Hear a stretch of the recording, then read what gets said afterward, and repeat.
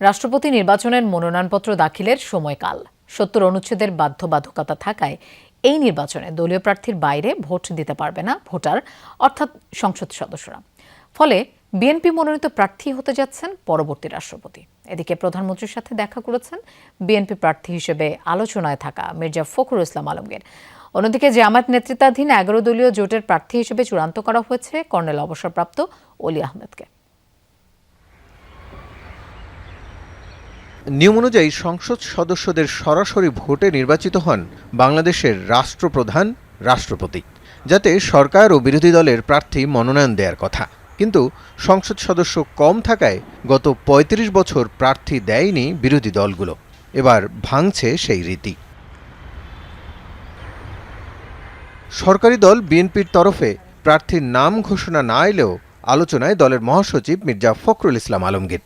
প্রধানমন্ত্রী তারেক রহমানের সাথে দেখা করেছেন তিনি। বৃহস্পতিবার শেষ দিনে তার পক্ষে মনোনয়ন ফর্ম জমা দেওয়া হবে নির্বাচন কমিশনে।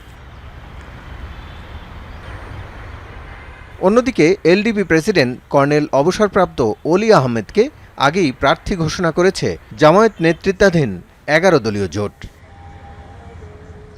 দুই পক্ষের প্রার্থী থাকায় ২০ আগস্ট দুপুর ২টায় সংসদে বৈঠক ডেকেছেন নির্বাচনী কর্তা এএমএম নাসির উদ্দিন।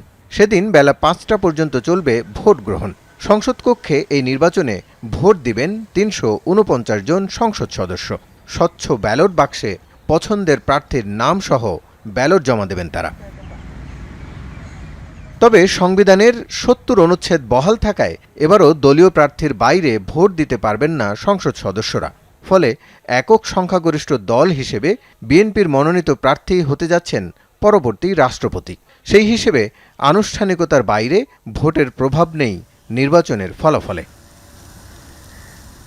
রাসেল আহমেদ, যমুনা নিউজ, ঢাকা।